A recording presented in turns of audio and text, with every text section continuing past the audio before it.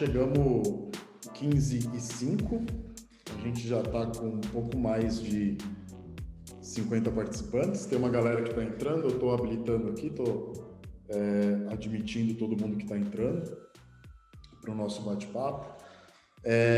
Para quem não me conhece, José Luiz, Head de Marketing aqui da Driven CX.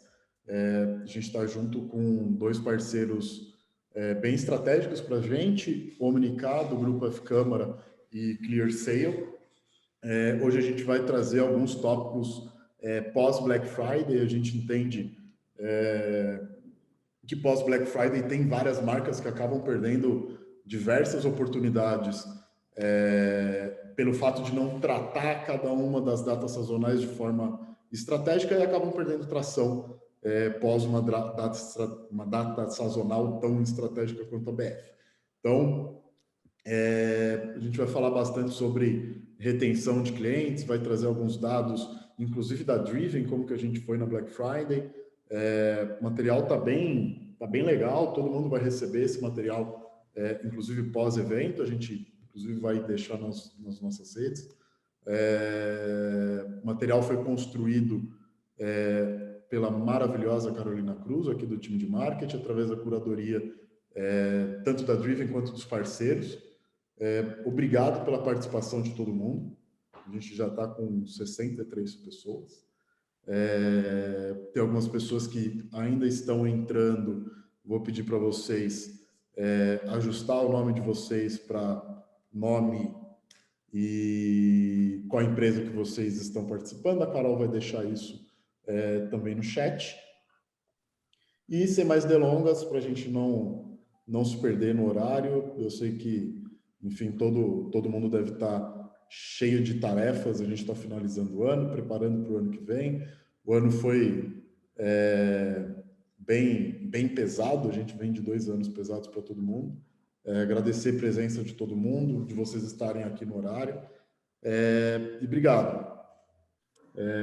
Eu vou iniciar, eu vou compartilhar a minha tela aqui com vocês. Vou tirar a minha cara, que não é tão bonita, da marcação, para não ficar aparecendo só a minha cara. E vou liberar para o nosso time iniciar a apresentação. Aí, Pedro e Nanda, eu divido por aqui, daí vocês vão me dando toque, eu vou passando, tá bom? Para vocês não terem que se preocupar com isso, tudo bem? Combinadíssimo. Beleza, Zé. Bom evento para todo mundo. Se vocês tiverem dúvida ao longo do conteúdo, pode interagir. A pior insatisfação de alguém que está fazendo evento é ver todo mundo muito quieto. Então, quanto mais vocês falarem, melhor para todo mundo, inclusive para vocês. Então, podem tirar dúvida, até para entender se o que a gente for apresentar se é aplicável para vocês, tá bom? Obrigado para todos, bom evento. Estou iniciando o compartilhamento de tela. Fechou. Zé, primeiramente, obrigado pela essa introdução, muito pertinente, como sempre. Só para me apresentar também, eu sou o Pedro, tá? Eu faço parte do time de planejamento de performance aqui da Driven. Junto comigo, nesses primeiros 2 tópicos, quem vai falar é a Maria Fernanda, tá? Então, nós vamos meio que duplando, ela faz parte do time de mídia, e eu espero que vocês gostem bastante do conteúdo, principalmente porque a gente tentou trazer muito algo mais prático e que, de fato, vocês consigam aplicar junto com alguns dados, até para mostrar a importância das ações, não somente durante a Black Friday, mas como que a gente pega todos esses aprendizados e a gente transforma num trabalho contínuo daqui para frente. Então, esse é o mais importante, esse é o maior aprendizado. A gente sabe que durante a Black Friday é a maior data do varejo no Brasil, é uma data importantíssima, e durante esse período surgem novas análises, novos planos, e tudo isso que é construído durante a Black Friday, o principal objetivo é não deixar ele morrer posteriormente. Então, esse material é muito pensando nisso também. O que nós trouxemos de novo na Black Friday e como que vocês podem usar isso também daqui para frente. Então, pode avançar, por favor, Zé? Então, só para resumir, é muito isso que eu falei, tá? Esse primeiro tópico vai ser quais foram todos os aprendizados, o que nós fizemos de novo, quais foram os resultados obtidos e, principalmente, como que a gente utiliza toda essa base de conhecimento pensando em outras datas sazonais daqui para frente, ou quando a gente fala data sazonal, não somente do mercado, do varejo como um todo, mas sim até a própria data sazonal da empresa especificamente, seja um aniversário, um lançamento de produto. Então, o sazonal não somente do mercado, mas o seu próprio sazonal como negócio. Pode avançar, Zé? Por gentileza. Então, assim, pessoal, antes da gente entrar de fato no que foi feito, no plano, eu acho que é super importante, até para contextualizar um pouco, a gente recapitular como que de fato a gente planejou essa Black Friday 2021, principalmente pensando em um redesenho, numa reorganização, visto que o mercado expandiu muito no último ano, então o digital como um todo teve uma aceleração muito expressiva e, naturalmente, a gente precisou também integrar tudo isso. Então, vocês vão perceber muito que eu vou falar muito a palavra integração, talvez essa seja a principal chave da Black Friday como um todo. E com isso, para essa integração, esse novo redesenho, como que a gente, de fato, aterrissou tudo isso, colocou a mão na massa e quais foram os resultados que nós colhemos, tá? Então, quando a gente fala de Black Friday, quando a gente começou a planejar lá em julho, mais ou menos, a gente entendeu que muitas vezes a gente olha as coisas muito separadas. Então, a gente muitas vezes isola a comunicação, isola a parte de produto, isola o monitoramento como um todo, e o grande desafio era como que a gente integra esses 4 pilares que, para nós, é a base de toda a Black Friday, é a base de um planejamento assertivo, que é o composto de marketing, que são os 4 P's tradicionais. Então, qual que é o produto, como que está a parte de preço, aonde nós vamos comunicar, para quem nós vamos comunicar, quais vão ser os canais de aquisição que vão ser mais rentáveis durante a Black Friday, quais precisam de mais tração, quais precisam de menos atenção, a experiência e usabilidade da loja como um todo, isso é um fator importantíssimo e imprescindível quando a gente fala principalmente de taxa de conversão, porque são muitos usuários entrando, novos usuários, conhecendo a loja pela primeira vez, então a experiência ela precisa ser a melhor possível. E como que a gente monitora tudo isso ao mesmo tempo? Como que a gente constrói, de fato, a gente conseguir mensurar o que está sendo feito e o que está trazendo resultado? Então, a nossa metodologia que a gente redesenhou, até a gente está chamando de Seasonal Experience Performance, que é, de fato, um método que ele serviu para a Black Friday, mas ele se encaixa perfeitamente para qualquer outra data sazonal, seja lá do varejo ou até a sua própria data sazonal de mercado. E durante esses primeiros tópicos, nós vamos abordar um pouco ali cada um desses pilares, desde o composto até o monitoramento, até para exemplificar um pouco mais o que foi feito de fato e como que vocês podem trazer isso para o negócio de vocês. Então, quando a gente fala um pouco de composto, que é de fato esse entendimento de produto, aqui é essencial para a gente ter estratégias muito mais assertivas. Então, aqui a gente traz alguns exemplos. O primeiro ali é análise de volume de buscas por categoria semana a semana. O que isso quer dizer? Nesse exemplo, a gente separou ali 3 produtos, o A, o B, o C, e a gente quebrou em 5 semanas.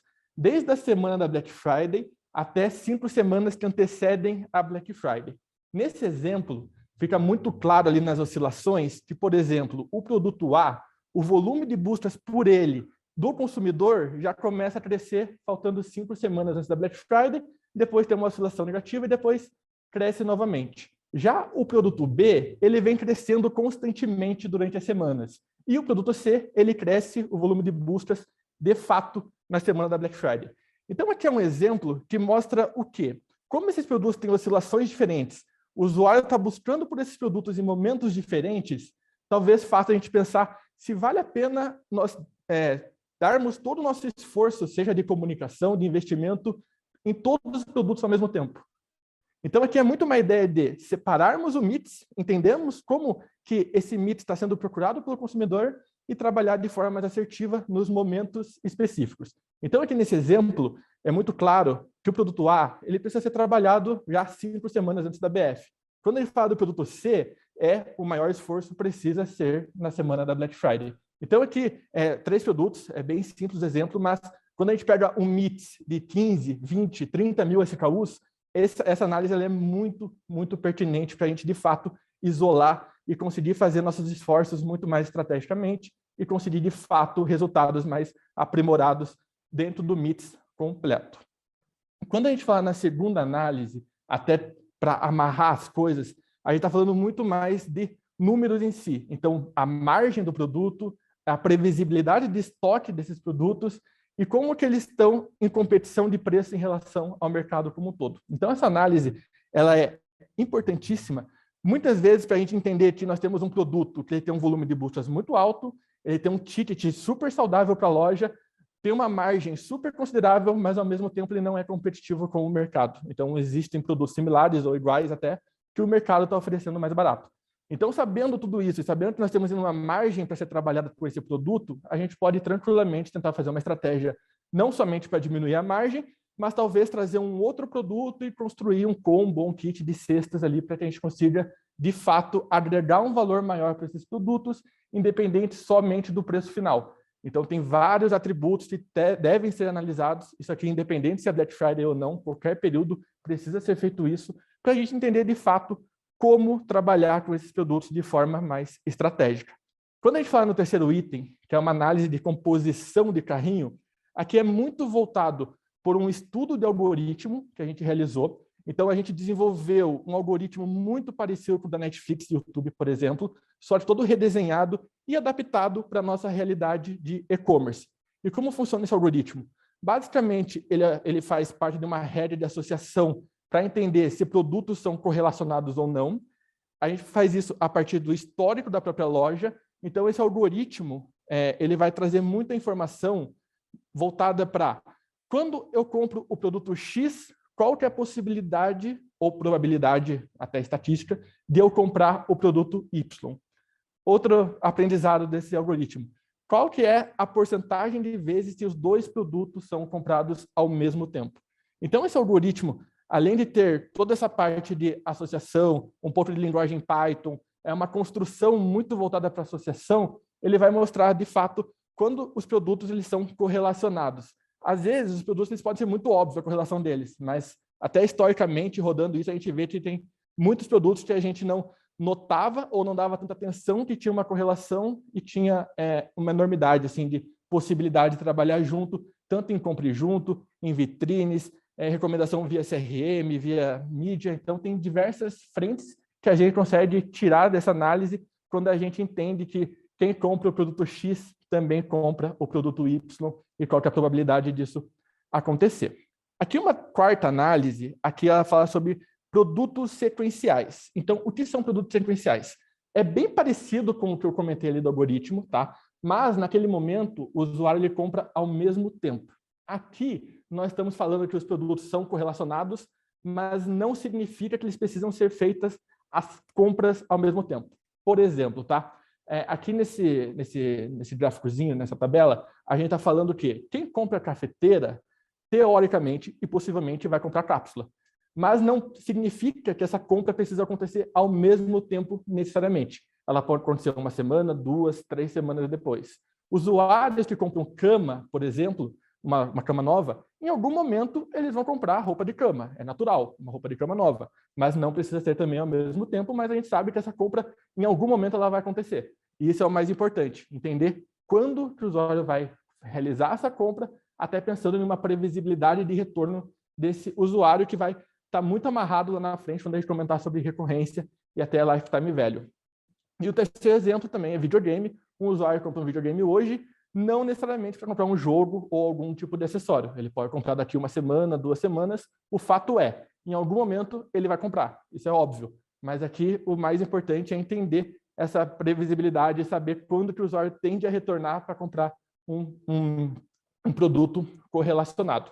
E a quinta ali e última análise, até pensando em produto e projeção que a gente vai trazer hoje, até para dar um exemplo mais macro, é, de fato, algoritmo de projeção de resultados. Então, esse algoritmo ele vai pegar todo o histórico da loja, seja ele de 5, 6, 7 anos atrás, tem como fazer um cruzamento com o volume de buscas do consumidor, para entender qual que é a sazonalidade de uma busca por produto X, se ela cresce, se ela decresce.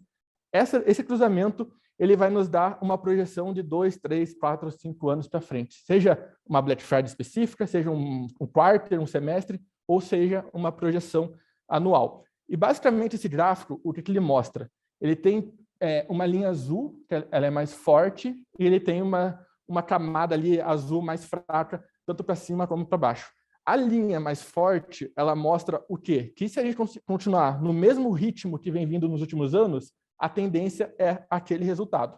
Porém, se a gente tanto conseguir ações benéficas ou algum tipo de ação que não dê resultado, a gente pode virar essa curva tanto para cima como para baixo, e ele já mostra mais ou menos qual que é a possibilidade de atingimento, tanto de máximo como de mínimo. Então, a gente consegue ter uma previsão de resultados com base no histórico, com base em ações muito mais assertiva, e isso nos ajuda tanto a traçar investimento de mídia, de estratégia, de comunicação muito mais assertivo, porque a gente sabe de fato em quais momentos existem maior possibilidade de vendas, além de uma data sazonal muito forte no varejo, como é a Black Friday. Então, aqui foram alguns exemplos mais práticos do que a gente aplicou durante a Black Friday, o que a gente planejou, e que são exemplos que eles podem continuar sendo realizados periodicamente, não necessariamente somente na Black Friday. Eles têm uma continuação, eles continuam o trabalho e vão ajudar, com certeza, no planejamento de 2022, Dia do Consumidor, Dia das Mães, Dia dos Pais, assim por diante. Então, são exemplos que a gente pode, de fato, dar continuidade. Aí, no próximo slide, Zé, por favor, aqui a gente traz um pouco de como que a gente pode aplicar na prática a análise em si. Então, quando a gente fala de experiência e usabilidade, que é, de fato, um pilar importantíssimo, principalmente para a taxa de conversão, quando a gente fala de a gente entendeu via algoritmo que quem compra o produto X também compra o produto Y. Existem hoje vitrines e tecnologias que fazem de forma automatizada essa recomendação.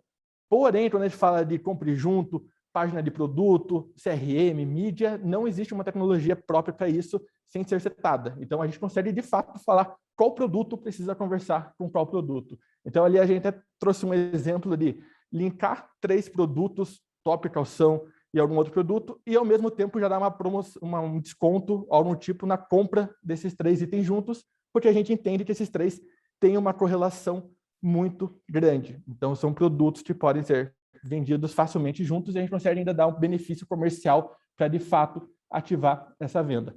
Além de toda a comunicação de frete e tempo de entrega para esses produtos como um todo, que a gente vem percebendo cada vez mais durante as Black Fridays, datas sazonais, que não é somente preço. Tanto o valor do frete como o tempo de entrega se tornaram cada vez mais importante para a decisão do consumidor. Então, existem vários atributos e o frete e o tempo de entrega, com certeza, são um deles.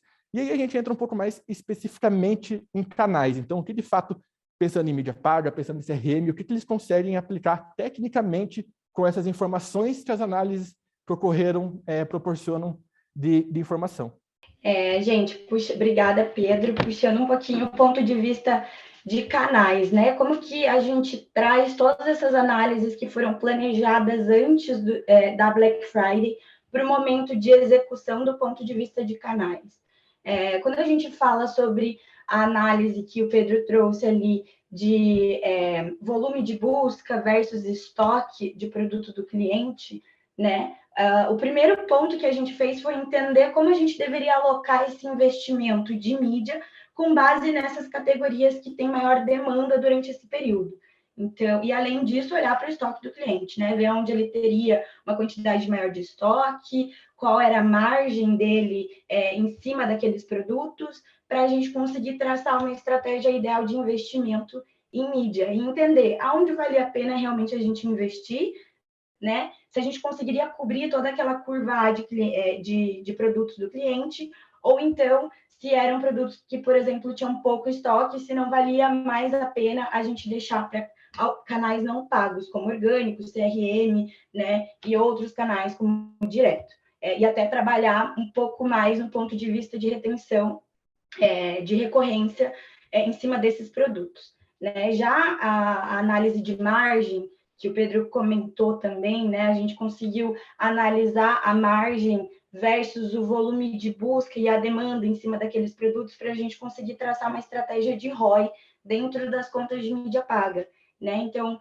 quando a gente fala de ROI, a gente analisa muito quais são os produtos que vale a pena a gente realmente tentar queimar um pouco o nosso ROI e trazer maior volume de venda para rentabilizar o negócio como um todo e a gente conseguir chegar na meta de faturamento do cliente, e quais são os produtos que a gente não consegue queimar tanto ROI porque ele não tem tanta margem e, ao mesmo tempo, ele também não tem tanto volume de busca e demanda nesse período, mas ele pode ser um produto de entrada, por exemplo, que vai fazer com que o cliente, quando entre na loja, ele possa fazer uma composição de carrinho, comprar outros produtos, né? Então, a gente fez essa estratégia de ROI entre as campanhas de mídia com base na análise de margem bruta dos produtos, para focar na rentabilidade, no faturamento do cliente no final do mês, né?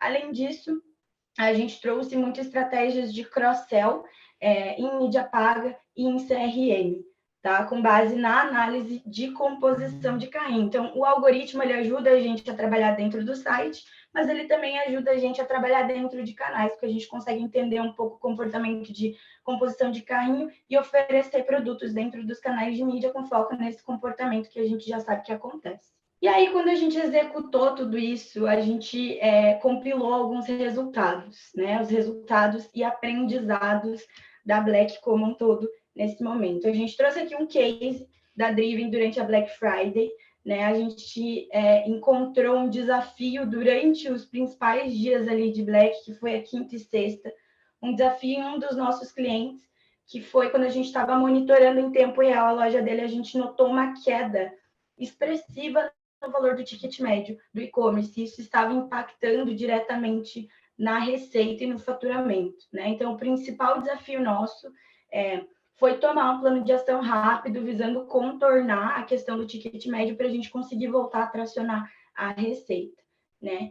E a partir de todas essas análises que o Pedro colocou, foram realizados diversos levantamentos de ações com foco em personalização e usabilidade da loja, né? Então, o foco foi olhar para o site do cliente, olhar para as vitrines, ver o que a gente podia fazer ali para aumentar o ticket médio, né? Então, a gente fez uma análise que cruzou o volume de buscas crescente, né? A demanda ali por produtos relacionados ao mix desse cliente, olhou para esses produtos em demanda crescente que tinham um ticket médio mais alto e a competitividade de preço que estava favorável para o negócio desse cliente. Assim, a gente fez recomendações de troca de produtos na vitrine do site, nas principais páginas que tinham acesso. E aí, os resultados obtidos com isso foram muito legais, porque em aproximadamente 1 hora depois da aplicação dessas sugestões de vitrine, a gente já notou um aumento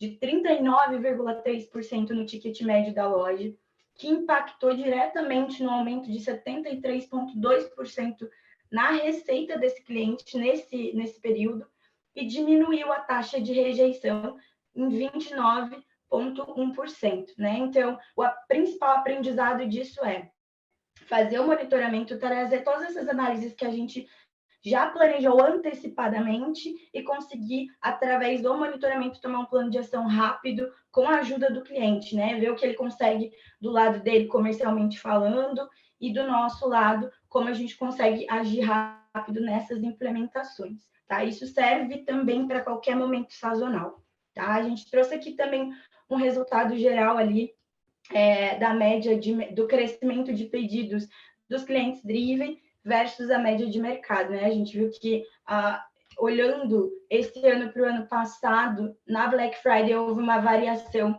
de queda, né, no mercado em relação ao número de pedidos na Black Friday, de 0,5%, e nos clientes Driven, com diversas ações e análises, desde o momento de preparação, antecipação, execução, a gente viu que o nosso movimento foi contrário, né? A gente obteve um crescimento ali próximo de 5,87% numa média de alguns clientes que fizeram todo esse Seasonal Experience Performance. E aí, quando a gente fala dos aprendizados, né? A gente trouxe aqui um tema que é super importante de falar nesse momento, que é o LTV. Como que a gente vai rentabilizar a nossa base, a base que a gente conquistou agora, olhando para essa métrica, que é uma métrica tão importante para qualquer negócio. Bom, por que a gente resolveu falar do LTV, né? Porque o LTV, ele basicamente é uma métrica que é usada para calcular o ciclo de vida do cliente na sua loja. Ela é uma métrica variável, cada segmento e cada negócio tem a sua métrica, né? Mas ela ajuda a entender o comportamento de recorrência de um usuário, né? O quanto ele se comunica e ele compra com frequência na tua loja, qual é o valor que ele gasta na tua loja, e é um aliado na estratégia de crescimento sustentável para a tua empresa. Né? Por que ele é aliado na estratégia de crescimento sustentável? Porque, trazendo um dado até dos nossos clientes da Driven, uma média dos nossos clientes, né? Manter um cliente recorrente, ele custa, em média, 38% menos do que conquistar um cliente novo. Então, é muito mais rentável, depois de um período de alta sazonalidade, onde há uma oscilação tão grande de receita, né? A receita em outubro ela é menor que novembro ela acaba disparando muito, e aí em dezembro ela volta a cair muito por conta da sazonalidade, né? E aí daqui para frente, para que ela não oscile tanto entre os próximos meses, entre uma sazonalidade e outra, é importante a gente trabalhar com clientes recorrentes da base e entender esse comportamento, né? Olhar para a tua base, clusterizar ela, entender o comportamento dos usuários para que você consiga rentabilizar o teu negócio a partir dos novos clientes conquistados, né? E para que funciona o LTV? Como que a gente usa a base de LTV agora, né? Para justificar o investimento em mídia paga daqui para frente, nos próximos períodos pré-nova sazonalidade, né? Para direcionar o investimento entre as ações e sazonalidades mais rentáveis para você, para definição de mix de produtos a ser trabalhado por canal. Então, a gente olha, por exemplo, qual que é o mix de produtos que os usuários mais valiosos, os teus clientes mais valiosos consomem, e como a gente pode potencializar esse mix dentro dos canais que são trabalhados, entender o teu custo por aquisição de clientes ideal do teu negócio daqui para frente e fazer a aquisição de novos clientes que podem vir a ser mais rentáveis futuramente para o teu negócio a partir de comportamentos semelhantes daqueles usuários que você conquistou, que você já tem na base, que já são rentáveis para o teu negócio, tá? E aí, a partir de agora, né, como que a gente usa a nossa base de usuários? O Marques, ele vai trazer bastante o ponto de vista de retenção, né? Como que a gente retém a base. E aqui eu trouxe um pouco mais o ponto de vista de composto de marketing, experiência e canais, né? Então, a definição de nova estratégia de mix, a recomposição da margem e como que a gente trabalha os seus clientes mais rentáveis que já estão com você há muito tempo, qual mix você vai apresentar para eles agora, para fazer com que o teu negócio volte a crescer em um período pós-sazonalidade, né? A experiência, como você vai ajustar a personalização do teu site com base no comportamento navegacional dos usuários que têm maior valor para a tua empresa, né? Então, colocar ali nas vitrines os produtos que os usuários têm maior valor para a tua empresa normalmente compram, fazer uma composição de carrinho com base nisso e trabalhar com canais, né? Diminuir o CAC, apostando em estratégias de aquisição de clientes com um perfil semelhante aos do LTV. Então, você consegue clusterizar a tua base, subir ela nos canais de mídia e tentar somente trazer novos usuários que tenham um comportamento semelhante aos usuários que gastam mais no teu e-commerce ou que passam mais tempo dentro da tua loja, compram com mais frequência, né? E também trazer ações focadas em mídia e em CRM, né? Através de um cross-sell, um upsell, utilizando essa base de usuários, né? Você pega a tua base nova que você conquistou durante a BF, olha o comportamento da tua base antiga, cruza as duas coisas para fazer novas recomendações de compra com base nesses clientes mais valiosos. Pessoal, vou fazer uma pausa rápida para dúvidas. Muito obrigado, vocês dois, maravilhosos, que eu tenho muita falta de não estar em Curitiba e estar com vocês.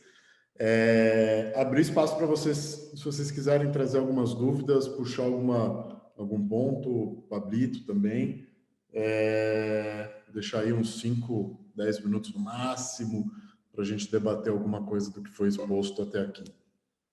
Ou todo mundo entendeu tudo, ou ninguém entendeu nada. É uma ou outra. Das duas dúvidas, né, Pedro? Gente, mas também se quiser, se ficar alguma dúvida depois, se vocês quiserem entrar em contato com a gente depois para mandar as dúvidas, a gente está super à disposição para responder também. E podem usar o chat também, a Carol está ligadona no chat para ver se tem alguma dúvida também. Se não tiver, eu vou chamar o Diego Amires da ClearSale para apresentar um pouco sobre fraude. Fraude é um tópico que sempre aparece muito, principalmente nas datas sazonais. É um assunto, por mais que a galera fale muito, eu sinto que não é um assunto tão claro na cabeça das pessoas, para que serve e como funciona o antifraude. Então, importante ter um parceiro tão grande de mercado ligado ao antifraude. Obrigado pela participação de vocês, obrigado pela curadoria do conteúdo e pelo tempo.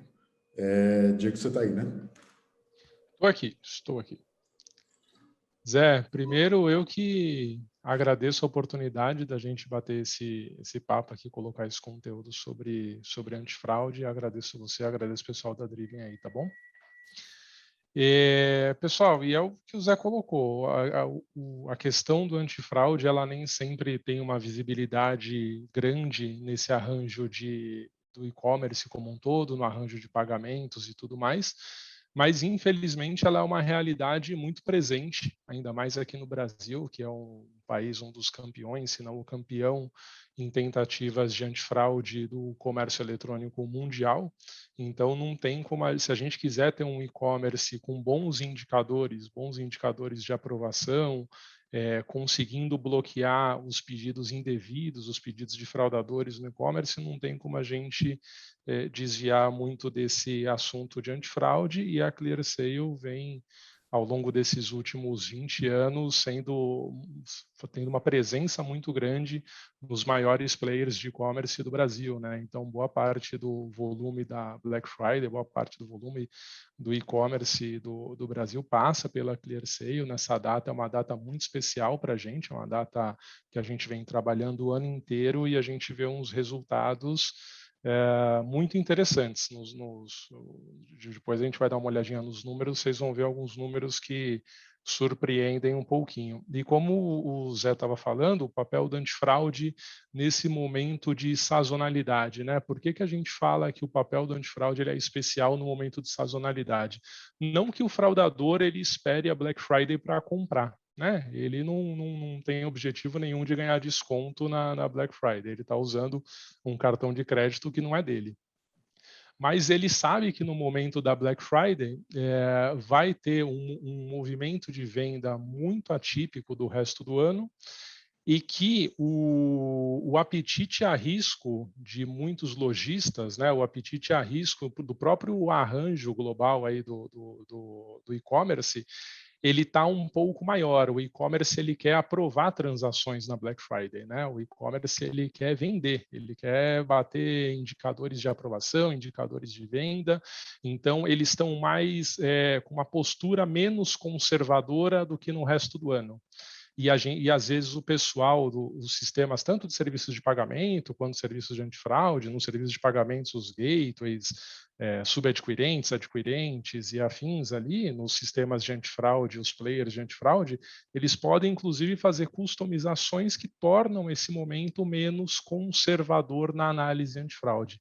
O que fica um prato cheio para o fraudador. Então, se o fraudador, ele num período normal, ele consegue passar 3 cartões, 4 transações de cada 10 que ele tenta, num período de Black Friday, ou num período sazonal, ele sabe que ele vai conseguir passar 5, 6. Então, ele se estrutura ao longo do ano inteiro para conseguir, nessa data da Black, ele conseguir fazer o maior número de cadastros, ele conseguir testar o maior número de cartões, ele conseguir deixar a estrutura dele, infelizmente é isso que acontece, deixar a estrutura dele mais redonda para que na Black ele consiga estar mais preparado, né?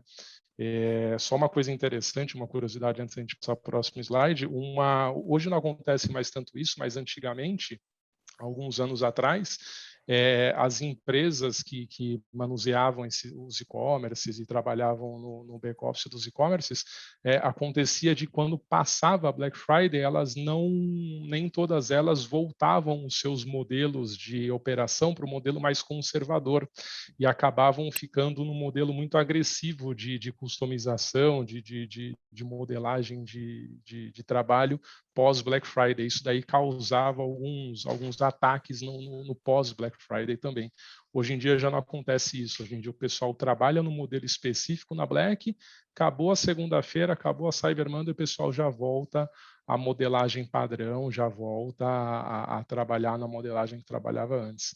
Se o Zé puder passar o slide, vocês vão ver alguns números bem interessantes que a gente teve aí de como é que foram as fraudes evitadas nesse período da Black desse ano. Então a gente está falando que em 2021, quando a gente compara com o mesmo período do ano passado, quinta a segunda, nesse ano a gente evitou 125.812.000 reais em fraudes em valores absolutos. Em tentativas de fraude, mais de quase 120 mil pedidos. Em valor absoluto, a gente está falando que a gente teve um aumento de quase 80% do valor de fraude evitada para o ano passado. Foi um aumento grande, a gente estava imaginando realmente que fosse ter um aumento esse ano. A gente teve uns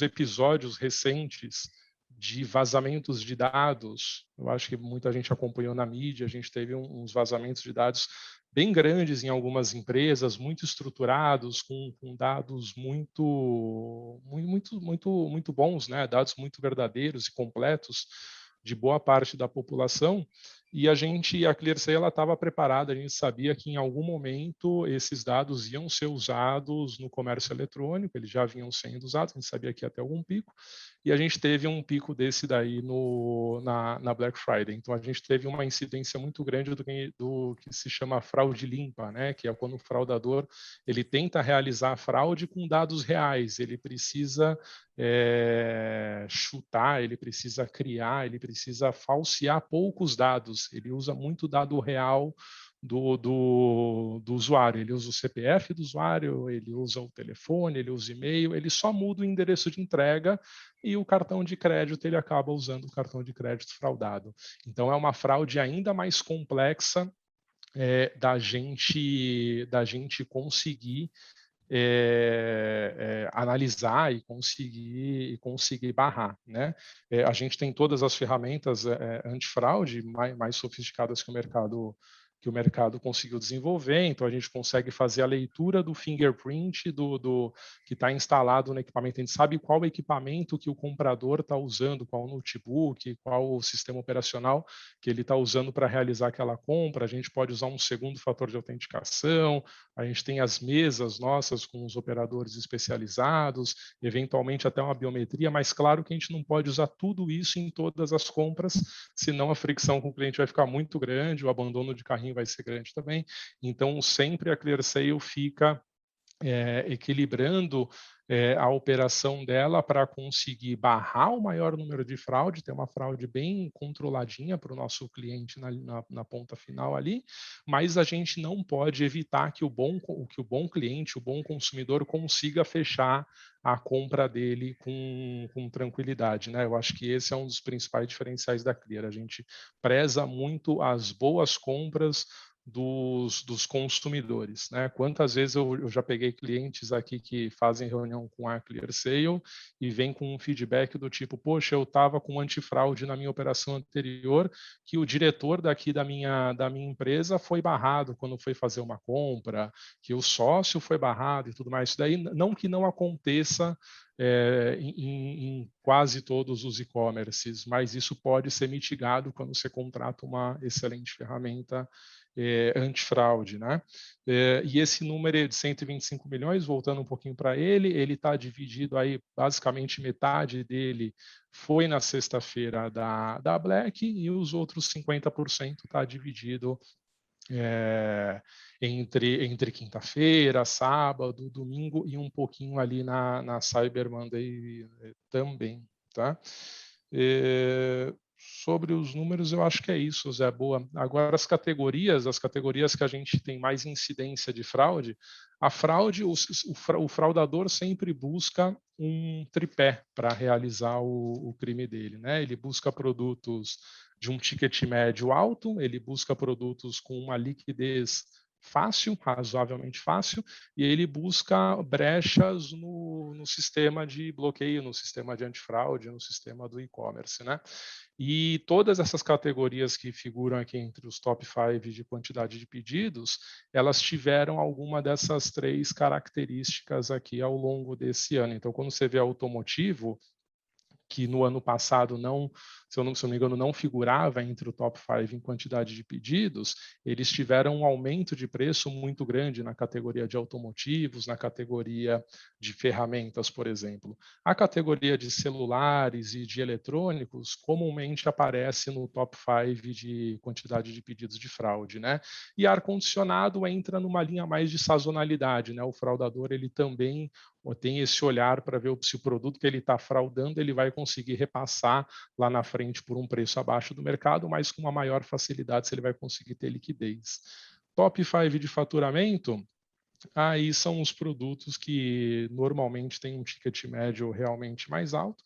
Bolsas e mochilas figuram aqui porque você tem algumas bolsas e mochilas que tiveram ataques nessa Black de marcas muito expressivas, então com ticket médio muito alto, mercado de luxo principalmente, e daí o fraudador consegue, em algumas poucas peças que ele consiga fraudar, ele consegue ter acesso a produtos de um ticket médio muito, muito alto mesmo, né?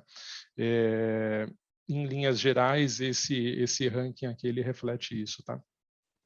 Quando a gente olha o desempenho geográfico da fraude, né, a gente pode se enganar achando que a fraude ela vem sendo realizada ali nessas regiões que a gente coloca no gráfico, mas esse gráfico ele sempre mostra não o pedido, não o local de origem do fraudador, onde ele está originando a transação fraudulenta, né?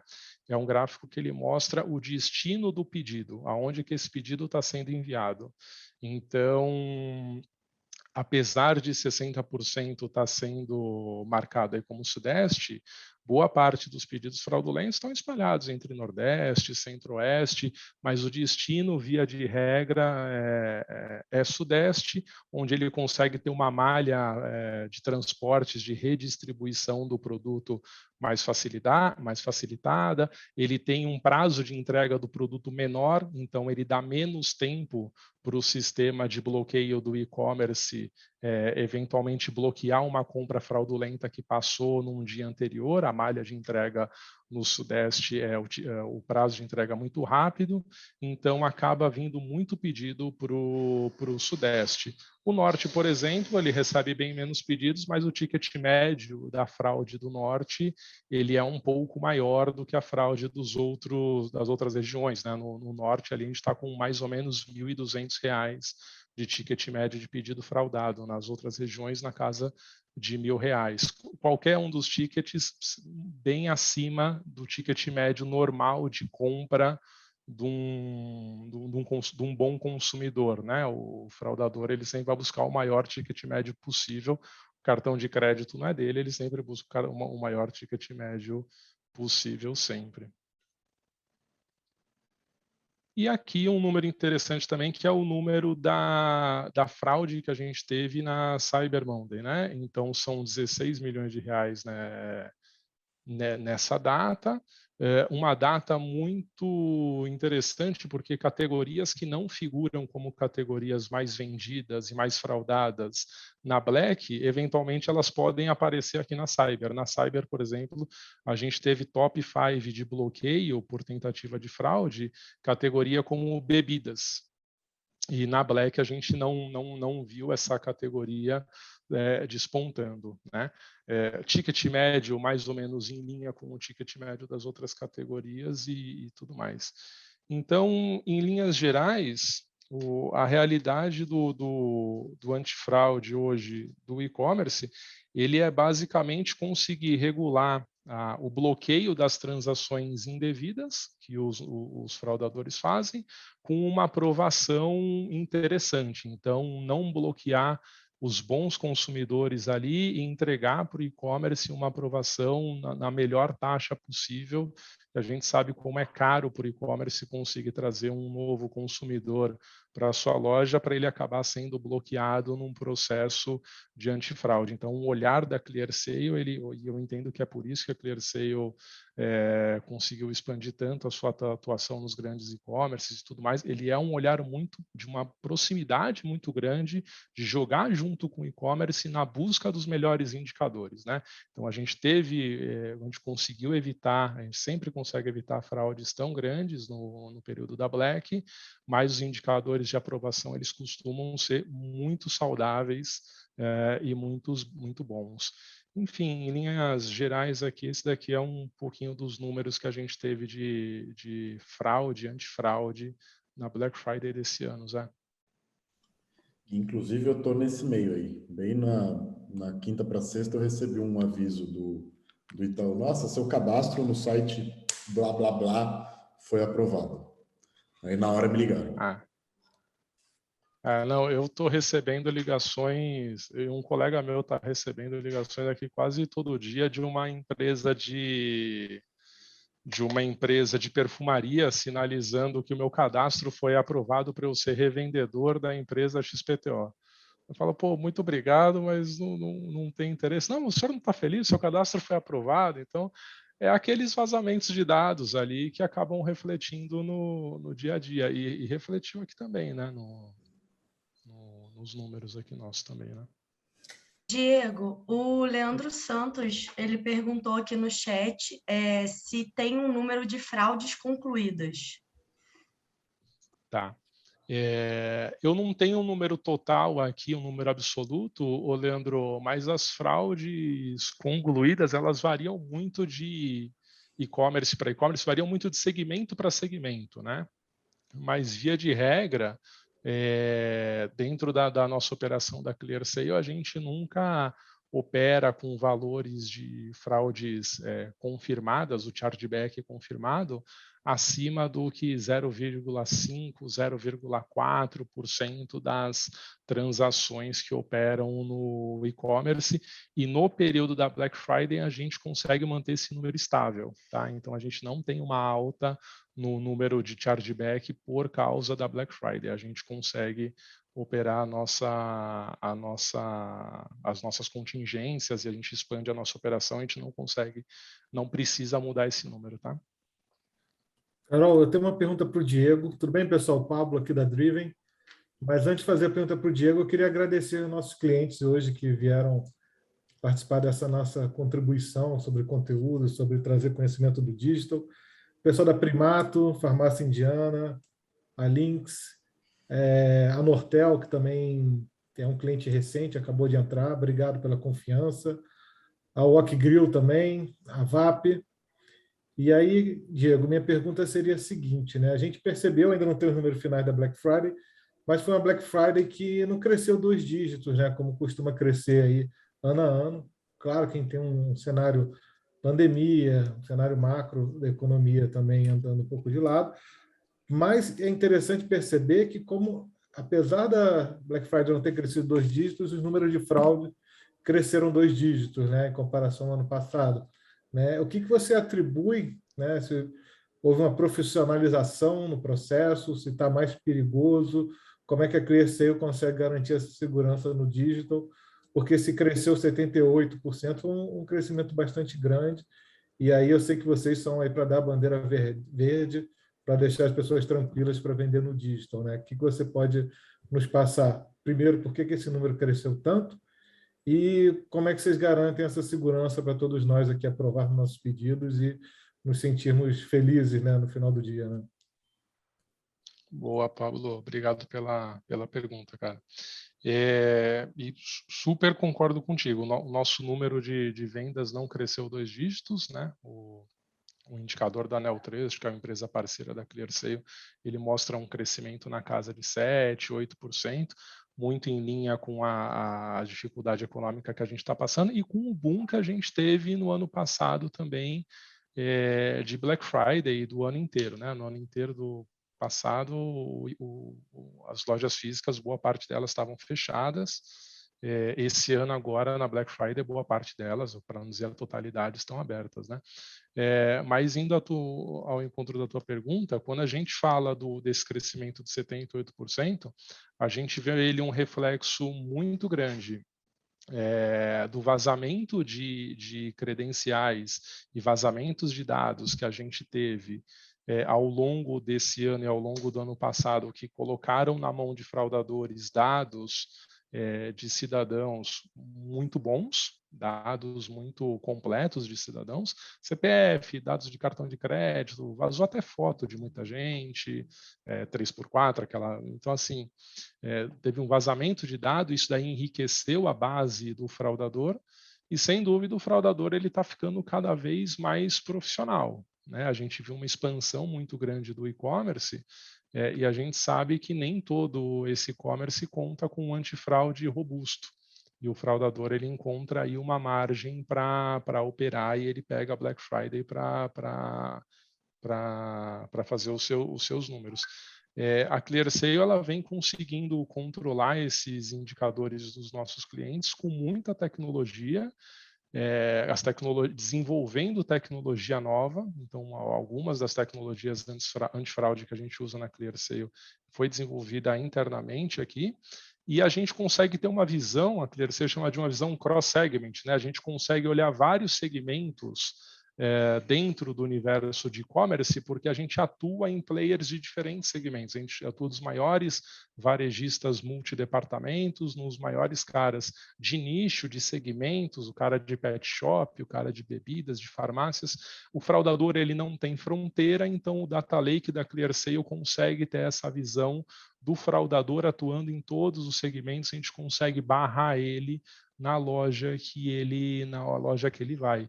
Eventualmente um antifraude menor, que não tenha um data lake tão robusto, que não tenha uma visão tão completa, ele vai ter mais dificuldade de fazer esses bloqueios. Mas não é simples, realmente houve o teu ponto é muito bom, o crescimento que a gente teve de fraude esse ano não acompanhou o crescimento das vendas, né? Ele foi muito maior do que o crescimento das vendas. Eu queria perguntar, Diego, se você tem aí um pouco dos números dentro das operações de marketplace, né? Você acabou abrindo ali uma coisa mais geral, para a gente poder falar um pouquinho desse setor. Eu não tenho aqui, Paulo, o número exatamente aqui das operações de marketplace. Marketplace ele vem sendo um desafio grande para a Clear e para os e-commerces em geral, porque você encontra uma situação onde o e-commerce ele é especializado na venda de um segmento específico, ele é especializado em venda de moda, por exemplo, vem com os indicadores super controladinhos, e daí de um semestre para o outro eles começam a vender perfumaria, de um semestre para o outro eles começam a vender cama, mesa e banho. E não raramente a fraude acaba acontecendo nesse produto que ele está começando a trabalhar na sua operação, né? Por isso que é tão importante ele estar muito bem amarrado com o antifraude, com a operação que ele escolheu para olhar a fraude dele, que ele vai começar a trabalhar uma linha nova para o antifraude dele conseguir customizar o modelo de analítico que ele está rodando, o algoritmo que ele está rodando, conseguir alertar a mesa de análise manual que eventualmente vai ter uma derivação de pedidos para a mesa maior do que tinha antes. Então, é muito importante fazer essa análise em conjunto, e alguns marketplaces eles acabam esquecendo esse time no começo e realmente acaba tendo algum indicador de fraude no marketplace um pouco maior no começo.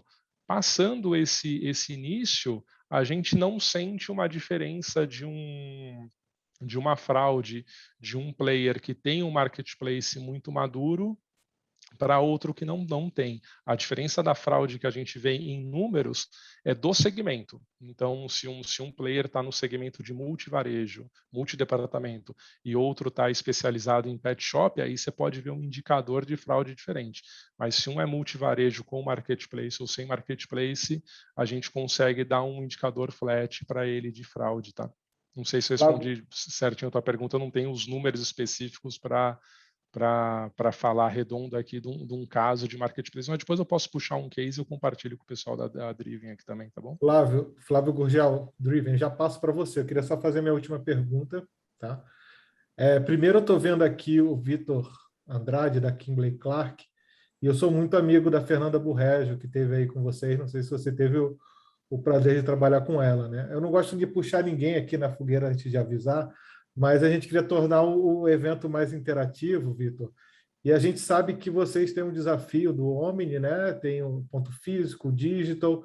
Se no final do evento você quiser falar um pouco sobre como foi a experiência da Black Friday de vocês, ia super enriquecer a nossa conversa, tá? Então, estou avisando agora, mas no final queria te puxar aí para você pensar um pouco sobre como foi a experiência de vocês, da Kimberly, né? O Vitor Andrade. Se ele quiser, se ele puder falar. E aí a minha última pergunta para o Diego, né, Diego? Eu trabalhei em algumas operações de e-commerce antes de fundar a Profit, que depois virou a Driven, e a gente tinha até um processo, né? Há 8 anos atrás, talvez mais tempo, que quando eu olhei aquele teu mapa, né, do distribuição dos pedidos fraudulentos, muitos a gente cancelava, né? Era até um processo que era meio feito nos bastidores, né? Tinha alguns CEPs, algumas cidades na Bahia, que eram consideradas centros, né, de quadrilhas de fraudadores, e a gente tinha que fazer isso manualmente, porque na época não tinha uma Clear Sale, né, há mais de 10 anos atrás.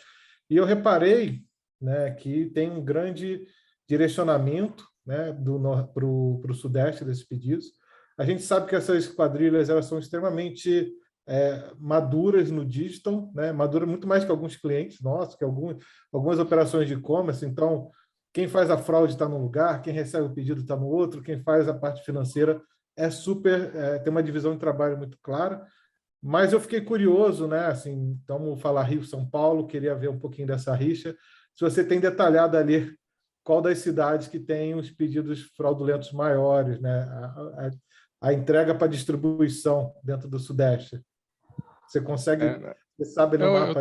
Isso daí eu tenho de cabeça, não sei se eu consigo compartilhar aqui, porque quando eu abro o BI aparece muita informação, se você puder com nomes falar e tudo mais, mas sem dúvida nenhuma, sempre que a gente olha esses indicadores do Brasil como um todo, a prevalência sempre está maior em São Paulo pela quantidade de pedidos que São Paulo gere e pela presença de São Paulo no e-commerce ser muito maior. O que a gente encontra muito forte no Rio de Janeiro são quadrilhas muito especializadas em alguns segmentos, né? Então, você tem segmentos que o Rio de Janeiro ele é muito forte em fraude. Então, joias e relógios, o Rio de Janeiro ele frauda com muita facilidade. Bebida, você tem muita fraude no Rio. Mas quando você olha em números absolutos, São Paulo ainda tem uma prevalência. E você comentou, Pablo, daquelas regiões com CEPs específicos ali, que você sabe que a origem daquele pedido é fraudulento, né? E para a Clear Sale, isso também é um fator super interessante, porque a Clear Sale ela tem uma política de não reprovar nenhum pedido automaticamente. Né? Então, a gente nunca faz uma blacklist e fala, olha, desde essa região aqui todos os pedidos estão reprovados, porque a gente tem um foco muito grande em aprovar os pedidos bons, qualquer 0, alguma coisa faz diferença para os nossos clientes, né? Alguns clientes de um porte muito grande, então esses pedidos eles sempre têm que ser reprovados numa análise manual, por mais que seja óbvio pro técnico ali que aquele pedido é um pedido fraude, a gente tem essas bases de CEPs comprometidos, mas eles sempre fazem a reprovação manual para dar uma tranquilidade ali para o nosso cliente, que não é um robozinho que está bloqueando aqueles pedidos automaticamente. Mas bom ponto que você colocou aí, cara. Bom, Diego, obrigado. Lembrando ao Vitor, vocês. se quiser falar no final do evento, está super convidado. Aí eu queria passar a pergunta para o Flávio Gurgel. Obrigado, Pablo. Oi, Diego, muito interessante, hein, seus pontos aprendizados aqui. Queria perguntar uma coisa, ficou claro aí, quando você disse que as categorias e produtos de preferência do fraudador são eletrônicos e que tenham boa liquidez. Perfeito. O que eu queria te perguntar é, a gente viu esse ano aí, por fatores macroeconômicos, um aumento muito grande que chamou atenção em compras de supermercado, né? Setor supermercadista e compras dessa natureza, né? Até leite condensado, bebida, cápsula de café, enfim, às vezes fazendo uma grande comprona do mês ali, né? A gente tem alguns clientes desse segmento e me interessaria muito saber se chamou a atenção de vocês também e se teve ocorrência e algum recorte de estudo dentro desse tipo de compra, tá? Dessa categoria. Se a gente pode ter algum aprendizado para dividir com os nossos clientes de grocery aí. Obrigado. Imagina, obrigado você, Flávio. Ô Flávio, essas categorias que você citou, elas vêm demonstrando uma performance sensacional, desde o ano passado até esse ano, né? Todas as categorias de alimentos, de supermercadistas, eles vêm tendo uma performance muito interessante. O que a gente enxerga de impacto de fraude nessas categorias são de subcategorias muito específicas. Então, são de subcategorias como bebidas, subcategorias com que o fraudador consegue chegar num ticket médio um pouco maior e ele sabe que ele trabalhando com um preço de venda mais baixo, ele vai conseguir passar esse produto para frente com maior facilidade. Via de regra, as categorias, os supermercadistas que estão na internet, que está aumentando a cada dia a presença desse segmento na internet, no e-commerce, eles conseguem ter indicadores de fraude muito controlados, muito bons indicadores de fraude. A recorrência do cliente deles ajuda também. Então, são clientes que costumam ter uma recorrência interessante. Então, assim, o histórico que a gente tem desse segmento de supermercados aqui na Clear, a nossa base que forma esse segmento aqui na Clear, a gente costuma ter uma performance bem interessante de fraude e de indicador de fraude e de aprovação, mas sim, dentro de algumas categorias específicas desse segmento, você vê uma presença, e é histórico, né? Em quase todas as Black Fridays, você tem uma presença forte de bebidas, na segunda-feira, na Cyber Monday, você tem uma presença muito forte dessas categorias sendo fraudadas também, infelizmente. Mas, via de regra, é um nicho que tem um indicador controlado aqui no recorte da Clear. Tá? Agora tem a pergunta do Guilherme. Ele perguntou se você tem uma média de chargeback nas BFs. Porque ele falou que você já falou sobre, mas ele acabou perdendo. Se eu tenho uma média de chargeback nas Black Fridays, né? Uhum. A gente tem a quantidade de pedidos que a gente tem de chargeback em cada Black Friday, ele vai crescendo e o indicador que a ClearSale compartilha é esse número de quantos pedidos aumentou e qual foi o valor total bloqueado de um ano para o outro, né? Eu lembro que em 2020 a gente teve também um aumento de 2 casas do bloqueio para o ano anterior, não chegou a ser os mais de 70% que a gente teve esse ano, mas o chargeback médio que a gente trabalha nas operações, que são monitoradas pela Clear, eles sempre vão variar entre a casa do 0,2, 0,3, chegando até a casa do 0,6, eventualmente batendo um 0,4, 0,7. Acima disso, a gente já entende que a entidade, o cliente, a gente fala entidade aqui dentro da Clear, mas acima disso a gente já entende que o cliente naquele mês ele está sendo atacado.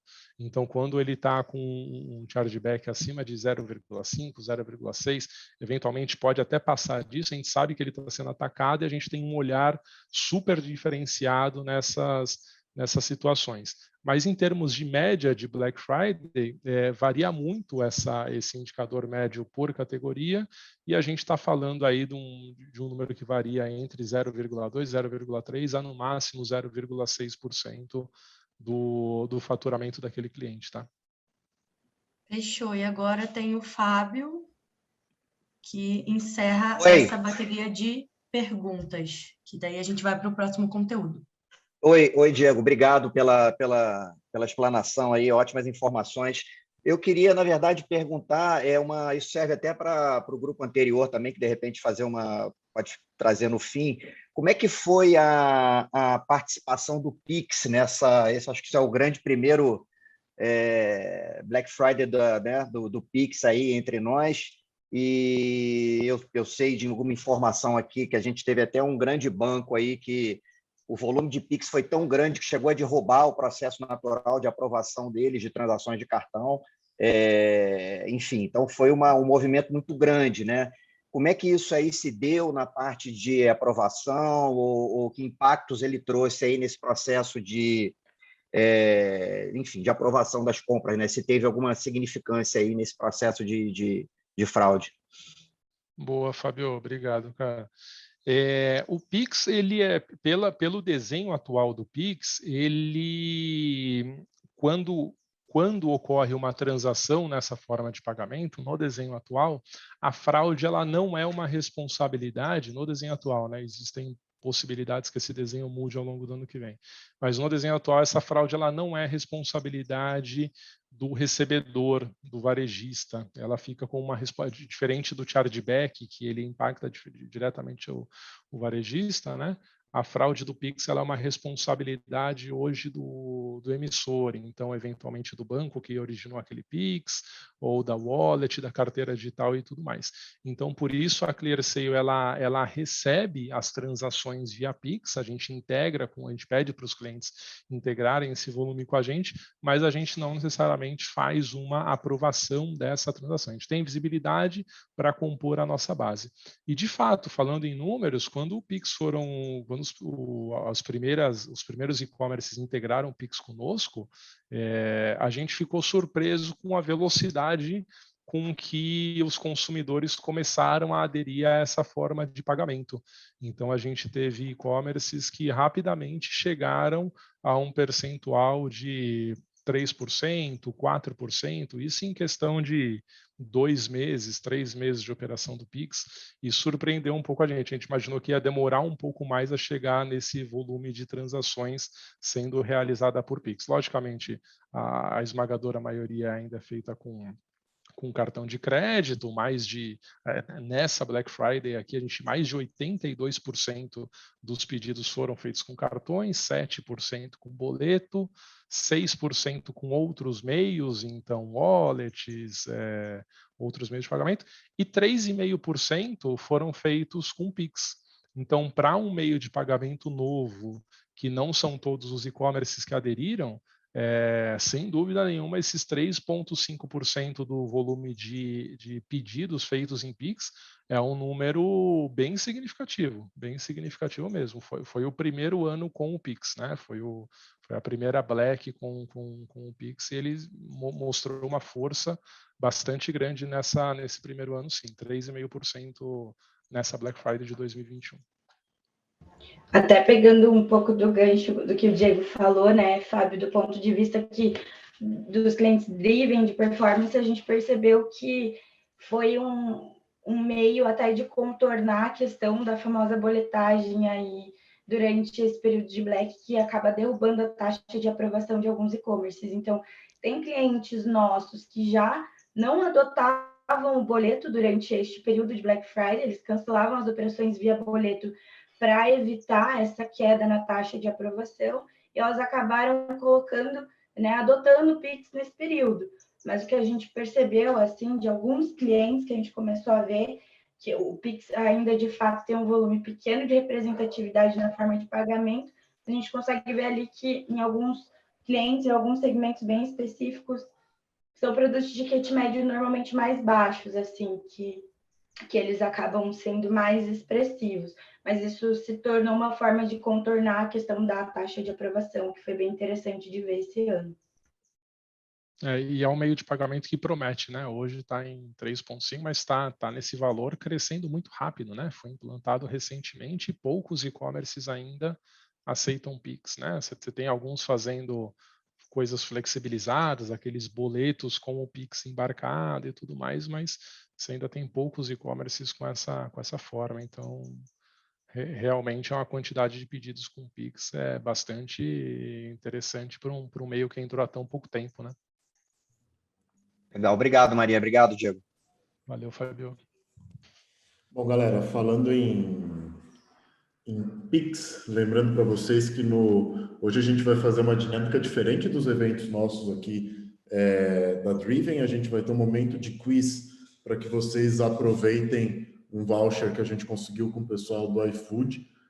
A ideia é que vocês utilizem do voucher para aquisição de produtos da experiência que a gente vai ter com o bartender, que ele já está aqui com a gente, só que vou mudar um pouco a lógica, como a gente teve essa pausa de debater bastante sobre dúvidas, vamos continuar nos conteúdos. Eu estou ouvindo o Marquese batendo aqui na parede, ele está muito querendo falar o conteúdo dele, então vamos avançar de conteúdo e, finalizando os conteúdos, a gente faz a etapa de quiz e a experiência com todos vocês.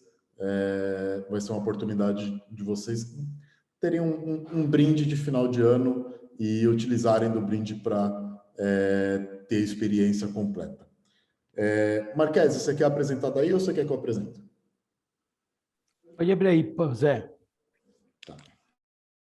Bom, então, gente, dito tudo isso já, né? O Diego trouxe o processo de fraude, e aí olhando um pouco essa visão da data, né? A Maria Fernanda, vulgo Nanda, conhecida pelos clientes como Nanda, e o Pedrinho também trouxeram o processo tanto de lifetime quanto de aquisição. É só uma data. O cliente vive de um lifetime value. Lifetime value é um valor relacionado ao que ele gasta na relação do cliente. Então, ele vive uma jornada com o cliente. No ano, a gente tem milhares de datas, inclusive, que competem com a Black Friday, e uma que é superior à Black Friday. Então, a data em si, ela é composta por uma ação momentânea, é um tema importante, é um tema de divulgação, é um tema que você tem que permanecer, mas a gente já conta uma semana, 15, 30 dias antes. Então, se o resultado da Black no dia foi de nem 2 dígitos, eu já te calculei que em 30 dias ela foi mais de 2 dígitos, acima de 25%. Então, a gente não olha uma data na visão CRM. Eu olho a vida desse cara num ano, 20 anos, 50 anos. E eu não pergunto, e eu não só analiso dados e digo, olha, esse cara vai comprar tal coisa. Não. Eu pergunto, você quer comprar? Tem uma diferença. Tem gente que tem dinheiro, tem potencial, sabe navegar, mas não quer comprar. Então, refletindo baseado nisso, eu tenho que pensar muito na vida desse cara, pré, durante e pós. Olhando um pouco para frente, pode ir lá, Zé, por favor? E aí, claro, como eu chego aqui no final para desconstruir, eu gosto de desconstruir, construir, para ser construtivo. O faturamento da Black, aí, graças a Deus, tem um parceiro como a ClearSale, olhando 5 bi. Peraí, 5 bi, Marquese? Diego, 5 bi, cara? 5 bi? Então, a gente estava falando em 3,9 do EBIT, agora é 5 bi.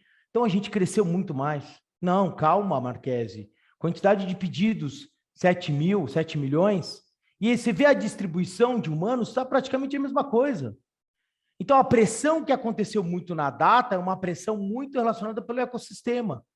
E quando eu olho pré, durante e pós, eu vejo esse cara faturando e comprando, não só quando anunciou na Black, tem gente comprando há 30 dias, tem gente comprando há 15 dias, tem gente comprando há 20 dias, tem gente comprando na Black, tem gente comprando na Cyber, tem gente comprando agora Black estendida. O que tem de promoção de Black estendida agora?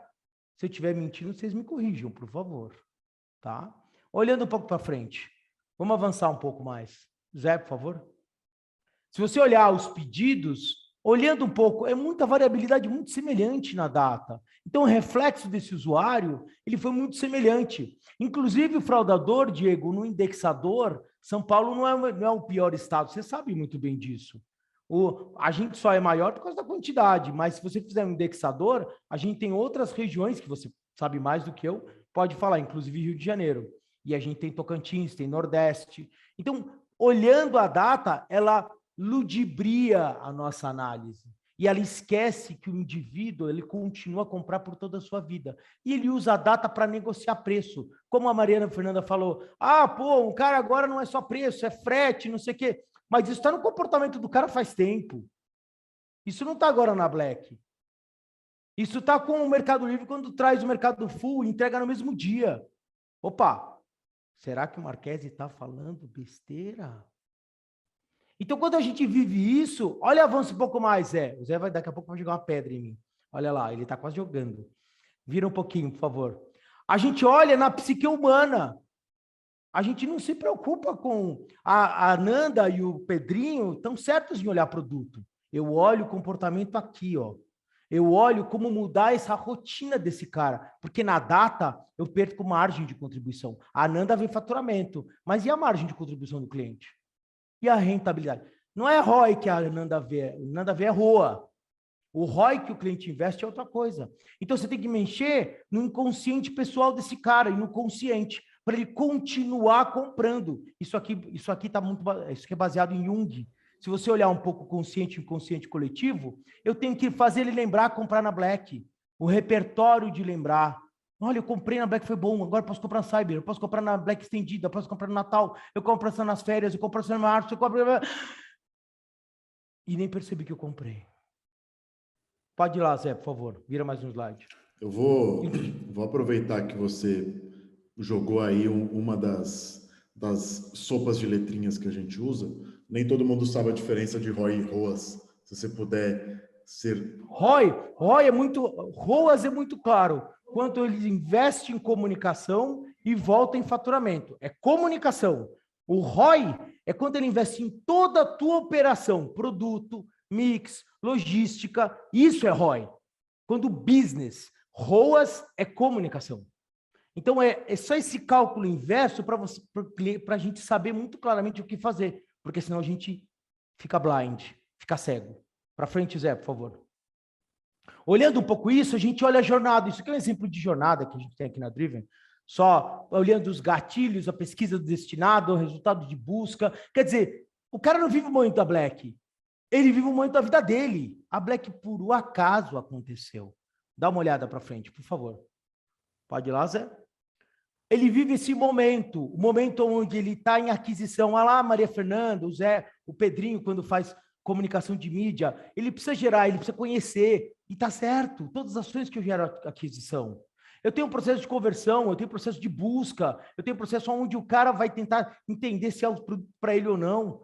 Aqui a retenção, o cara já comprou o que eu tenho que dar de conteúdo, oferecer outro produto. Recuperação, o cara deixou de comprar um ano e a reconquista, quando o cara odeia a gente, precisa recuperar. Ou seja, na Black, ele está em um desses estágios. Qual é? É só o de aquisição? Não. É só o de conversão? Não. É só o de retenção? Não. De recuperação? Não. Reconquista? Não. Cada um está no seu estágio. Se a gente não trabalhar de isolado, a gente continua fazendo overinvestimento em bar aberto, um ROA muito alto e o cliente com uma rentabilidade mais baixa. Então, por isso que a gente tem que trabalhar isolado, porque as pessoas estão em momentos diferentes. Se você olhar aqui, essa é uma simulação só, tá? A gente tem que olhar sempre a visão dados, mídia e relacionamento. A mídia é lá da Maria Fernanda e do Pedrinho. O dado é quem esse cara é, como ele é. E relacionamento é o que ele quer. Então, nessa visão, nessa tríade, nesses pilares, você consegue enxergar. E não é a visão de produto, e nem a visão de tráfego, é a visão do indivíduo. Qual o lifetime value do indivíduo, do seu cluster, do seu comportamento, e não de um produto, e não de um canal. Então, você distribui isso na omnicanalidade. Por isso que a gente fala bastante de omnichannel. O omnichannel, customer centricity, de um único indivíduo. E isso é personalizável. Para frente, Eu vou passar aqui, eu só dou como exemplo 5 etapas, pode ir, Zé, por favor? Conversão, mais uma vez, Zé? Retenção, mais uma vez, Zé? Recuperação, mais uma vez, Zé? E reconquista. Ou seja, você tem que passar pelas 5 etapas e grupos de pessoas diferentes. Isso é ultra personalização. E guardadas as proporções, Salesforce, Oracle, VTEX, todas personalizam one by one. É possível sim. Existe sim. A questão é quem usa, quem não usa. E vitrine personalizada por tráfego não é personalização. Ele aumenta a taxa, mas não é personalização. E não é necessariamente que ele vai comprar. Olhando um pouco, a gente pensa muito na régua. Essa é uma régua de recompra que a gente pode fazer através de um representante. Essa é uma régua omnichannel, que você usa um representante para ligar, se o usuário comprou ou não, vai para outra régua, vai para um SMS, depois newsletter, call center. Quer dizer, essa é uma régua composta. Esta é a régua do pensar estratégico desse cara. E depois, com inteligência artificial, ela se multiplica. Alguns exemplos disso, esse é um exemplo de régua após 25 dias da última compra, para você fazer oferta de conteúdo e oferta de produto. Isso serve muito bem para qualquer processo pós-Black Friday, tá? Para frente. Parando só para concluir aqui, né? Fechando nesse processo, a gente tem o CRM por indivíduo e por grupos. E essas réguas, eu tinha alguns outros exemplos de régua, mas aí depois a gente pode passar para vocês do material. Mas se você olhar uma régua omnichannel, ela já serve pós 25 dias. Disparo, régua mensal. E uma coisa interessante, cesta de produtos por tipo de indivíduo, por cluster de indivíduo. Então, a cesta de produtos pelo tipo do Marquese, pelo tipo do Zé ou do Diego. E lembrando, tá? Não é fazer uma régua sem olhar a avaliação de crédito da ClearSale, porque a gente não se comunica com ninguém que tem uma avaliação baixa de crédito, tá? Então, esse é o primeiro trabalho de inteligência de dados. Enfim, é isso. Aqui é um ponto que eu acho que seria legal, principalmente as grandes marcas que estão. Queria muito entender como que vocês estão fazendo esse processo de recompra. Como eu não estou na ponta da consultoria, eu acabo interagindo muito pouco com as grandes empresas, mas sempre quando eu sento, eu vejo... Dificilmente a gente vê operações muito complexas e muito bem preparadas dentro dessa régua de comunicação, régua pós-compras. Então, eu queria, se não agora, no final do evento, queria muito ouvir de vocês um pouco sobre a estrutura, o que vocês estão fazendo, se vocês estão dentro dessa lógica de separar as ações por cada uma das etapas em diferentes mídias, diferentes tipos de relacionamento. Isso é uma coisa que eu queria puxar um pouco vocês para falar. E aí, como a gente tem bastante... acho que praticamente todo o time de consultoria está aqui junto com a gente, queria até chamar vocês para falar um pouco do dia a dia dessas operações. Ou todo mundo entendeu tudo, ou todo mundo não entendeu nada também. Mesma coisa, viu, Pedrinho? Viu, Zé? Mesma coisa. Calma, Marquese, todo mundo entendeu sim, acho que as pessoas ficam com vergonha de falar. Que nada, o Diego, eu estou cutucando o Diego faz um tempo para ele falar, mas a questão é a seguinte, mas assim, o Diego está guardando as informações dele aí para ele, mas não tem problema, eu pago um café para ele depois. Mas, Marquese, como é que se cria então, né? Na tua visão, eu concordo que a pessoa não só existe no Black Friday, né? Ela existe continuamente numa relação com a marca que tem que ser um ganha-ganha para os dois lados, né? Uma vez eu ouvi de um cara que falou que negócio bom era quando era ruim para os dois lados. É claro que quando eu fiz negócio com ele eu me arrependi, né? Mas, na verdade, negócio bom é quando é bom para todo mundo e quando você faz a aquisição de um produto, é uma experiência que você está fazendo, tem o uso, tem o pós-venda, tem a experiência de compra, tem a experiência de uso, tem a experiência de relacionamento com a marca, né? E o Black Friday ela serve para conquistar talvez pessoas que nunca tenham experienciado a sua marca, né? Como garantir que essas pessoas retornem, porque você está investindo em desconto para fazer essa venda, você está investindo em mídia, você está investindo em estresse, porque a operação fica estressada com a quantidade de vendas, né? Como garantir, né, que esse círculo, esse relacionamento que foi iniciado na Black Friday, que com certeza é o dia que mais gente que nunca comprou com você compra, né? Como é que você vai falar com essa pessoa que se conectou com você uma vez e garantir que a vida dela acompanhe a sua marca? Bom, eu acho que uma coisa importante, né, Pablo? Vamos tirar a utopia aqui, né? A gente veio de uma pandemia que 100% das pessoas tiveram que comprar até no supermercado. Minha mãe, de 80 anos, teve que comprar no supermercado. Então, eu acho que assim, não existe mais ninguém que não comprou só por internet. Ou uma margem muito pequena. Segundo, o cara que vai para Black, ele está no momento querendo bargar preço. Esse é o pior cara para você se relacionar, mas é o melhor cara para você pescar para buscar um relacionamento. Então, você tem que, sim, naquele momento, brigar preço, e é uma porcaria isso, porque você perde rentabilidade, mas você tem que transformar esse cara a gente chama fidelidade passiva, numa fidelidade ativa. E isso é com conteúdo, com relacionamento, com benefício, com vantagem, com desconto, com um programa de longo prazo. O grande segredo, Pablo, é conhecer com quem está falando e a frequência.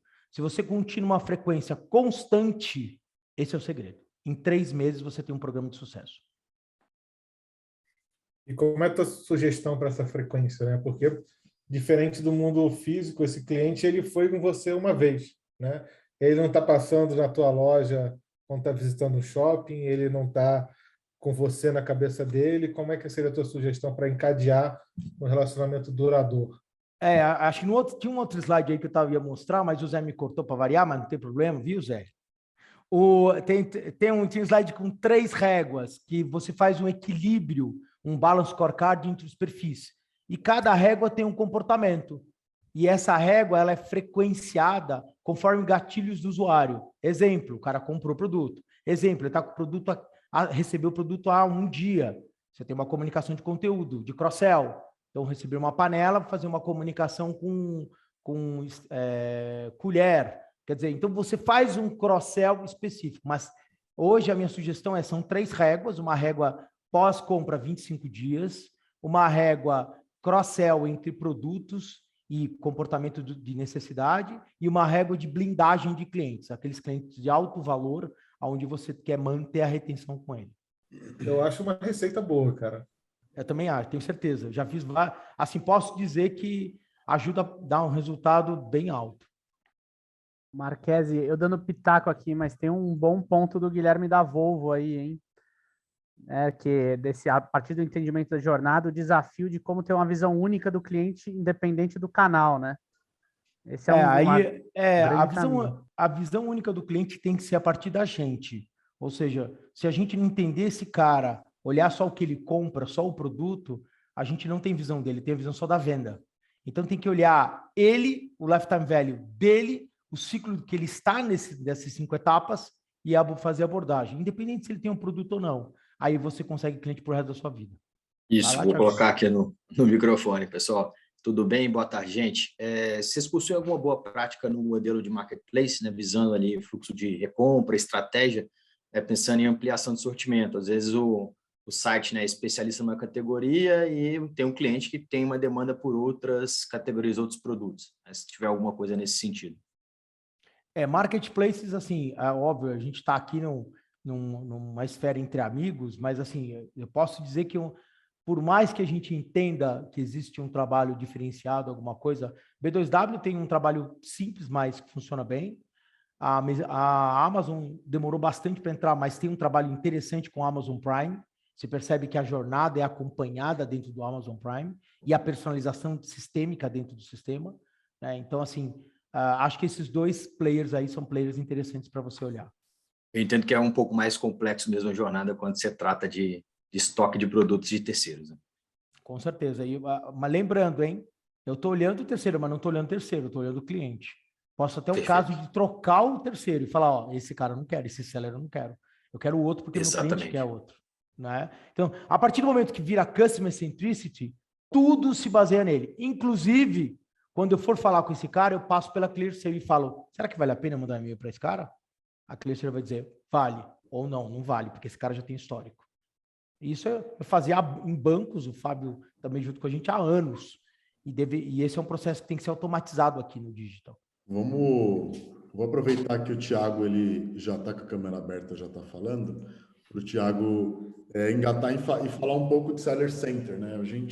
Esse ano foi um ano que a gente debateu muito o Marketplace como estratégia de lançamento de projetos multicanais e multi-ambientes, como uma das principais estratégias para direct to consumer. O Minicá teve junto com a gente em vários momentos. A Driven tem uma infinidade de projetos em grandes cases de marketplace. Então, obrigado por vocês estarem aqui, obrigado por estarem com a gente de novo. Queria entender um pouco, vou abrir aqui o material, a gente vai falar um pouco do Seller Center, só para, se você quiser se apresentar aí, já vou compartilhando a tela. Perfeito. Pessoal, boa tarde, prazer estar com vocês aqui. Obrigado, Zé, todo o time Driven, pela oportunidade, time Clearseio também, e o nosso time Omnicar, que também está aqui marcando presença. Bom, eu sou o Thiago, sou CEO da Omnicar, tenho uma experiência também já há 8 anos com o mercado de marketplace, atuei aí com outros players também do lado da operação, de fato, comercial, de marketplace, e agora estou do outro lado, né, como um parceiro de tecnologia, né, de Seller Center para o mercado. E aí, falando um pouquinho sobre o momento nosso, né, pós-Black, é um momento ali de, muito controle de operação, claro que tem venda, tem campanha de Natal, tem várias outras coisas rodando ali, né, e planejamento, mas tem ali uma responsabilidade grande do controle da operação para garantir que os pedidos, né, dos clientes, o pico de vendas de novembro, ele vai ser entregue, né?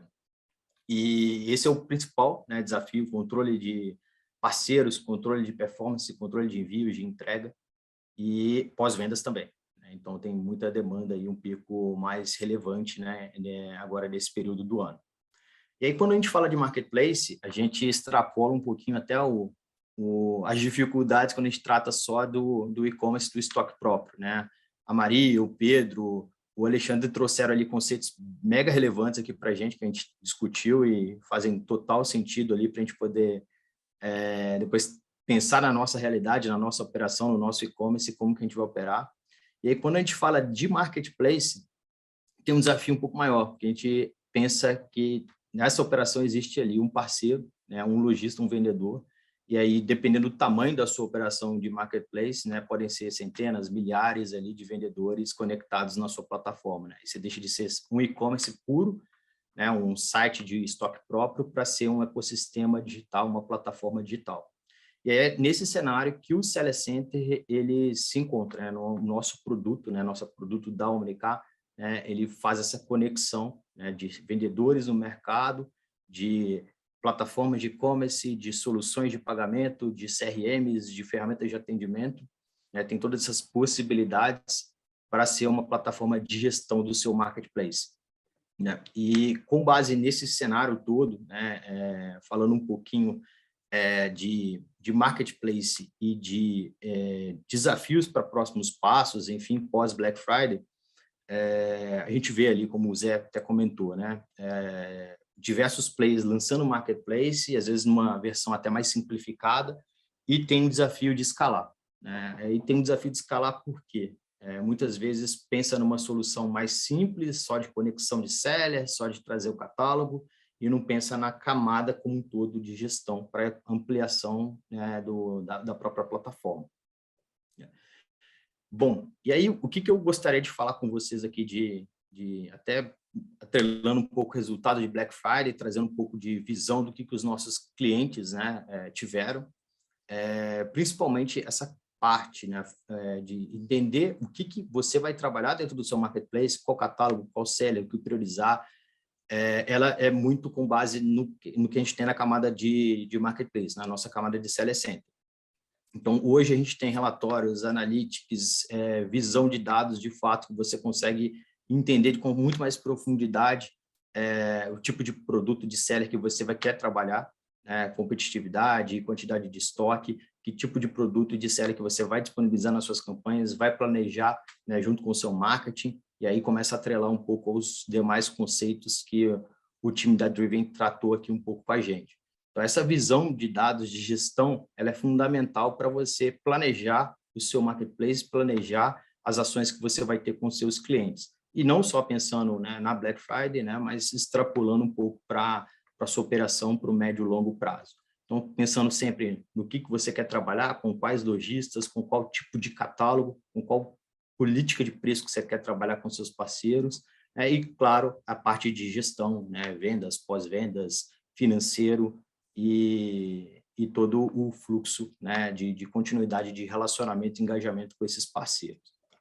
Então, é um pouquinho do que eu queria tratar com vocês e até entender um pouco, né, quem já trabalha hoje com marketplace, se tem algum tipo de dificuldade, se tem algum tipo de ponto de melhoria ali que entende que tem, né, dentro do fluxo de operação comercial, ou alguma dor, né, que faça sentido depois até a gente conversar, né? O nosso time também está aqui com essa disponibilidade para entender um pouco mais em detalhe a operação de vocês. E aí, se puder passar só no próximo slide, aqui é uma visão bem macro, bem alto nível, tá, do que é um produto de Seller Center de Marketplace. Aqui a gente traz até um pouco mais em detalhe o que a gente controla de operação, tá, de Seller Index, de qualidade, de indicadores. Isso possibilita, né, aprofundar muito mais na operação do nosso parceiro, do nosso vendedor, né, tanto na visão de um vendedor de fato, quanto na visão da operação como um todo. Você é um grande diferencial ter ambas as camadas de gestão. E o fluxo total de negócio, né? Pensando no onboarding, embarque de lojista, gestão de catalogação dele, funil, enfim, o que vai tratar, o que não vai, o que faz sentido para a sua operação de fato, tratar e evoluir, né? Colocar no site, disponibilizar com qual preço, né? Que preço, apesar de ser um lojista, você consegue negociar campanhas, fazer agendamento de preços também, toda essa flexibilidade que a ferramenta hoje nossa permite, né? Além de todo o controle via indicadores e BI de fato. E aí eu queria abrir só um pouco, né, para, tomando a liberdade de falar com o pessoal também, entender um pouco mais quem já opera com marketplace, ou quem está planejando o marketplace, como que está enxergando o mercado, dificuldades, enfim, deixar um pouco aberto para a gente poder discutir e conversar um pouquinho. Eu queria até já começar o debate de dúvida. Eu passei, esse foi o terceiro ou quarto ano que eu passei dentro de operações, né, ou na Vtex, ou no Link API, ou dentro da Driven, e vivenciei a virada da Black, a correria que é de alterar preço, atualização de estoque, toda a correria de BF. Aí eu fico imaginando, marketplace, né? São vários sellers ao mesmo tempo, realizando todo tipo de operação. Como que eu consigo fazer isso? Eu queria ouvir um pouco de vocês. Cara, eu só consigo fazer tendo Seller Center. Mas por quê? Porque quando eu debato isso com algumas marcas, com algumas empresas, elas, muitas vezes, acho que talvez pelo nível de maturidade, elas não conseguem entender de fato a fundo o que é que a ferramenta do Seller Center faz. Ah, beleza, eu vou ter meu onboard, eu vou fazer minha gestão de catálogo, eu tenho toda a parte de atualização e integração em real time, tá, mas, sei lá, talvez eu consiga fazer isso manualmente dentro da minha plataforma de e-commerce. Queria entender esse dia a dia da operação, como que um Seller Center consegue apoiar e como que ele garante o resultado depois de uma data sazonal. Por favor. Perfeito, Zé. Eu vou até simplificar um pouco a resposta. Assim, tem uma matriz que a gente consegue traçar de nível de maturidade de um marketplace e nível de faturamento também. Quando a gente tem um nível de maturidade ali, o e-commerce, às vezes nem o e-commerce ele já nasce, né, no digital como um puro marketplace, pode ser uma indústria, pode ser até um varejista, uma marca específica, né? E quando é uma operação média, né, e nível inicial, ela talvez não enxergue valor de fato no Seller Center, porque ela consegue conectar, às vezes, um integrador, enfim, faz uma API ali, traz o catálogo para esse estoque e fala, poxa, está pronto o marketplace e eu consigo tirar pedido. Então, para que eu vou ter uma plataforma de gestão de marketplace? Né? Não faz sentido.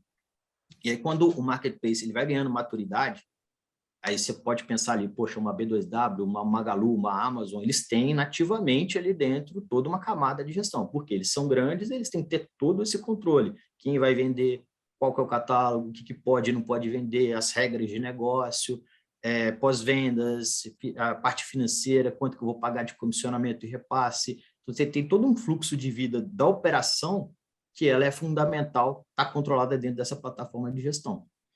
E aí, eu concordo realmente, tem ali um nível, né, que o marketplace, que o e-commerce, o meu negócio digital, ele passa a sentir essa necessidade. Então, assim, para realmente escalar a operação de um marketplace, você vai passar por uma necessidade de ter um seller center embarcado na sua operação. Pode ser um desenvolvimento próprio, pode ser uma ferramenta de mercado, enfim, mas você vai ter que ter uma camada, de fato, de gestão. Uma plataforma que você controla essa operação de ponta a ponta. Quando você fala especificamente do evento da Black Friday, você tem toda uma especificidade de regras de negócio, de controle de preços, né? Desde campanhas, né? Primeiro, quem que vai participar da sua Black Friday? Então, não são todos os lojistas, às vezes, que vão participar, que vão ter o selo da Black, enfim, porque tem toda uma questão de regulação também de PROCON, que acompanha, né, a operação de fato, que são, depois as coisas caem no jurídico, no pós-Black, né? E você tem todo um planejamento, né, que você também tem que atrelar as coisas, criar essas regras dentro da plataforma de gestão do Seller Center, combinar esse jogo com o lojista, idealmente todas as regras têm que estar dentro da plataforma, porque você consegue controlar, ter histórico, logs, enfim. Então, você começa a entrar em muitos detalhes que fala, poxa, realmente, cara, se eu for escalar, eu vou ter que ter alguma coisa alto nível, automatizada, que é gerenciável, né, para viabilizar esse meu modelo de negócio, essa expansão do modelo de negócio de marketplace.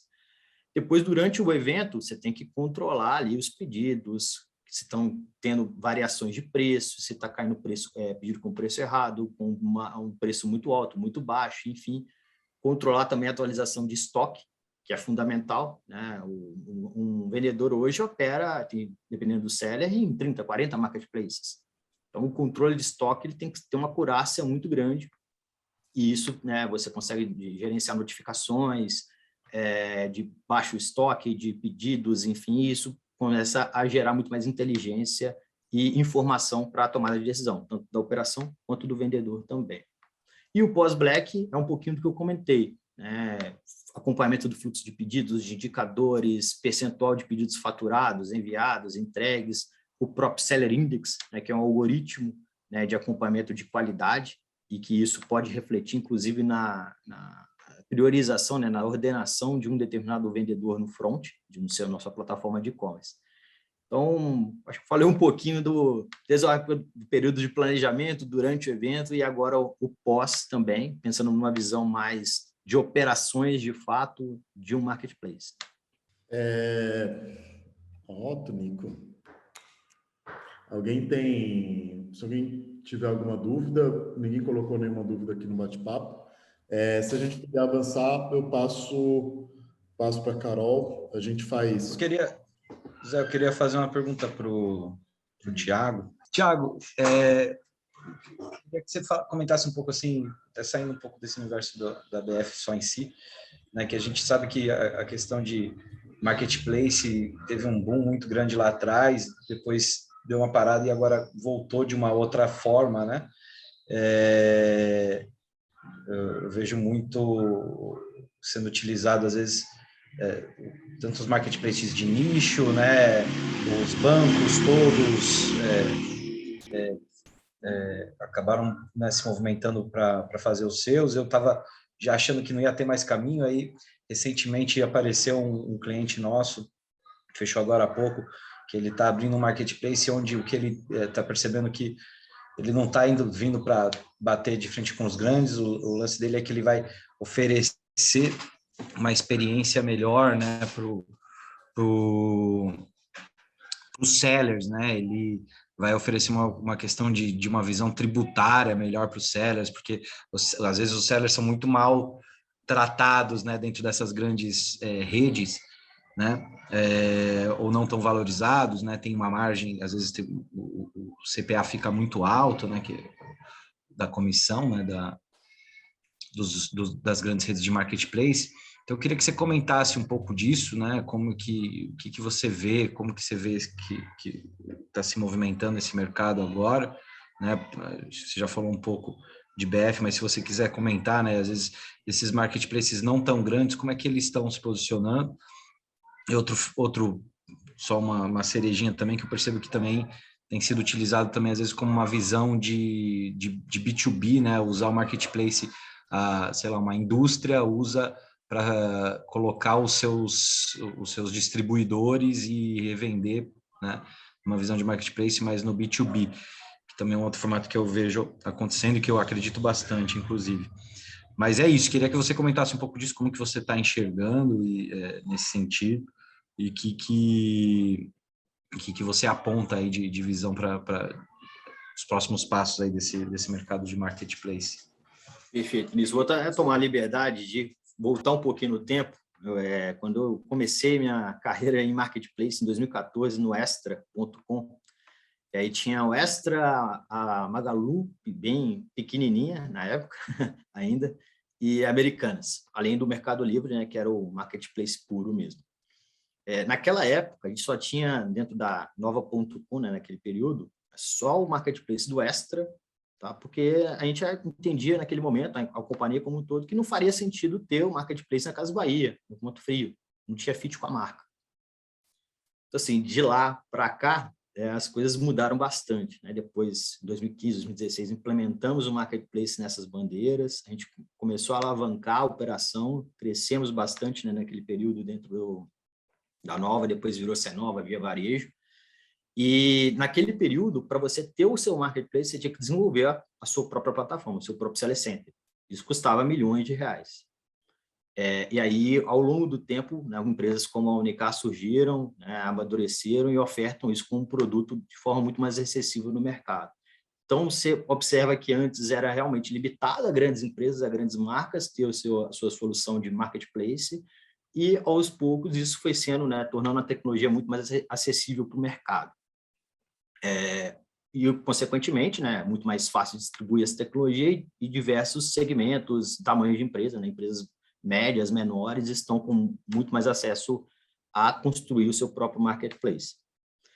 O que eu vejo hoje? A gente tem clientes, esses mais tradicionais, de fato, que são os varejistas, que têm lojas físicas, enfim, que estruturaram o seu modelo, mas a gente tem cases de marketplace de shoppings, a gente tem cases também de B2B, de indústrias, caminhando também para serviços. Então, tem diversas possibilidades de vocês conectar, né, transformar um conceito de plataforma digital. Você tem a oferta e a demanda, como que você conecta essas pontas através de uma plataforma de gestão e, né, rentabiliza o negócio, cria uma nova linha de negócio rentável, para aproveitando um tráfego. Você citou aí exemplo de bancos, que é um grande exemplo, né, um baita exemplo.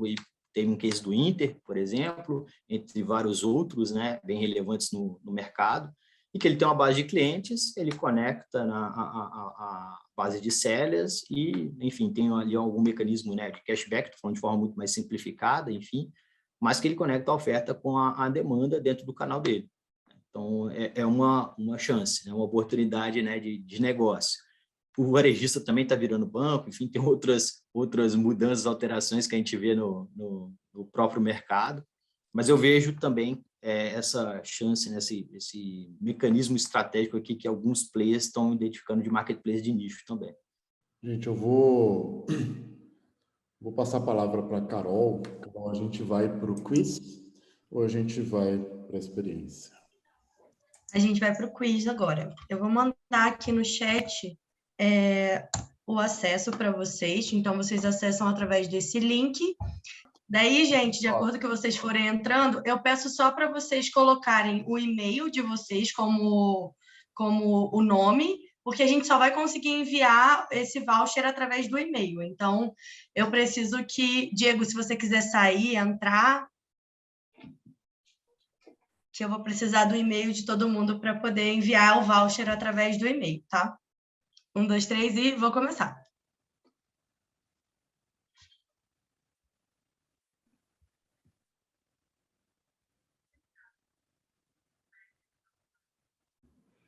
Cada pergunta 15 segundos para vocês responderem. Tem que acertar. Isso. Tudo certo.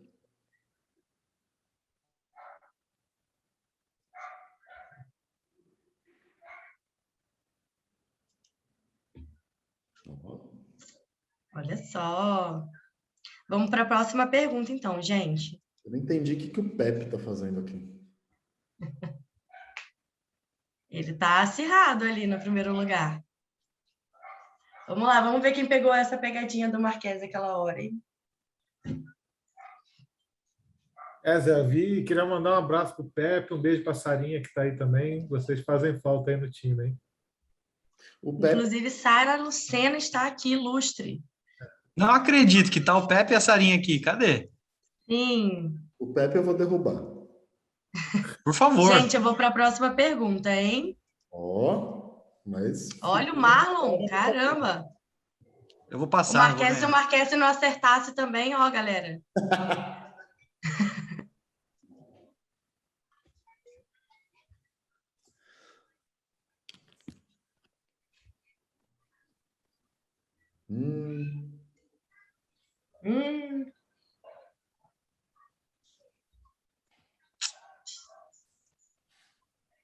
Zezinho tá coçando o dedo para poder participar e ganhar 50 no iFood, que eu sei. Falando em fraude, pessoal, não sei se vocês sabem, tem um e-commerce de bicicleta que abriu, que é totalmente fake, que botou o endereço da Driven. Já bateram algumas Verdade, a pessoas gente ainda não da tem. Driven querendo pegar a bicicleta que comprou no e-commerce e a loja não existe, simplesmente não existe. Não acredito. Porra, eu acertei todas. Gente. Não vale. Olha lá, ó, fiquei quase. Gente, quase então, no ó, pódio. as 30 primeiras pessoas... O Marquese não vale, então eu ganhei, eu fui o primeiro. Moral, eu sou campeão moral. Eu acho que Marquese e Marlon não vale, e aí eu concordo, o Leandro foi o campeão, eu fiquei com a prata. Não, eu fiquei com o bronze. O Charles da Câmara ficou com o bronze. Com a prata. Ó, as pessoas que acertarem tudo vai receber no seu e-mail um voucher do iFood de 50, beleza?